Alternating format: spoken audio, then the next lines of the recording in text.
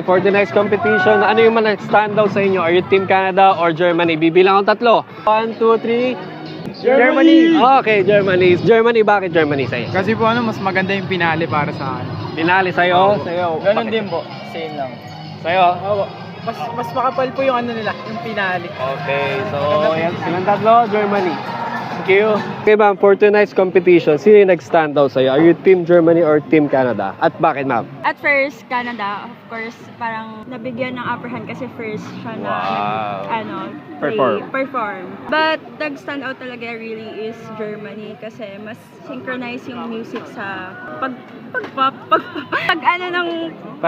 fireworks, yeah. Mas siya, mas bongga siya and compared sa Canada kasi parang nawawalan sometimes ng momentum yung Canada, hindi siya Tuloy-tuloy. hindi siya consistent na bongga. Yung energy. Oh, yeah.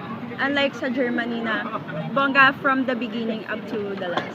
Okay, so yun, ma'am. Thank you. Are you Team Germany or Team Canada? At bakit po? Germany para sa akin. Kasi nag-stand out sa akin yung choreography niya. Yes. Ang creative nung part na, hindi ko maalala kung ano yung song, pero yung tutututututut. Yes. More yung instrumental na So part. far for me, feeling ko mas may edge siya ngayon versus UK.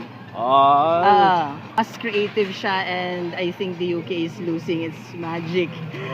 Kasi UK ako before. Love ko sa UK is yung drama. UK has this drama. Para siyang merong theatrical display. Recently in the past few years. Recently na-obserban ko, parang kinokopya yung technique na yung kinokopya ni France. Ang difference siya with Germany has created a brand of its own.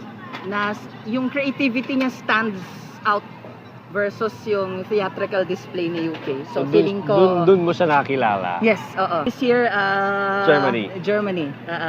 Para sa akin, Team Germany kasi yung title pa lang literal na freestyle na, lalo na yung finale. Ano yung pinaka-favorite part mo doon? Yung finale na talaga. Okay, Team Germany.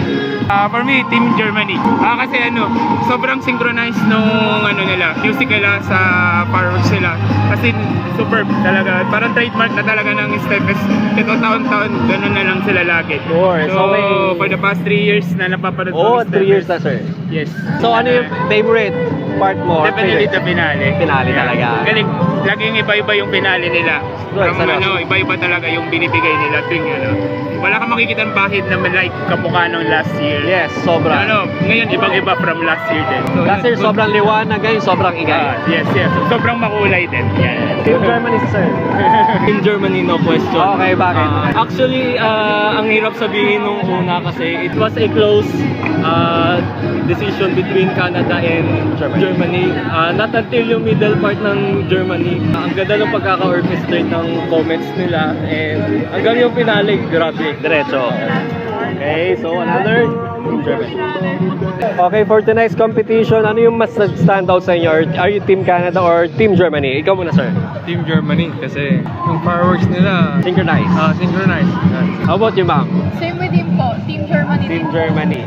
Nagsisynchronize po yung pinaka-fireworks sa music and then mas appealing siya and amazing sa eyes. Canada po. Canada, bakit po? Hindi namin na-expect na ganun yung makikita namin ngayon. How about you, ma'am? Canada din po. Ang ganda po nung then matagal po, sumakti po sa mga music. Okay, so Team Germany or Team Canada? For me, yung nag-stand out ay yung Germany. So yung sa music niya and then yung paggamit niya ng fireworks, yung execution. Nice. How about you, sir? Germany din po. Germany rin. Kabawa ko sa last part, sobrang kakaiba siya po. Team Germany or Team Canada? I think out of two, I'd say Germany. Nakita ko dun sa performance nila, they were very synchronized when it comes to their fireworks and then to the music. So I think I prefer Germany. Rate from 1 to 10, ano? Germany, I'd say 9. Yeah, a good 9.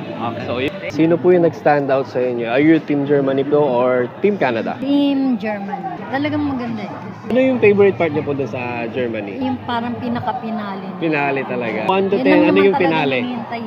10. 10 talaga. Okay, so Team Germany sila. Are you Team Germany or Team Canada at bakit po? I would say that Team Germany pa rin. Synchronize yung paputok yung blast sa music and nakitaan ko din sila ng bagong Effects, fireworks. techniques.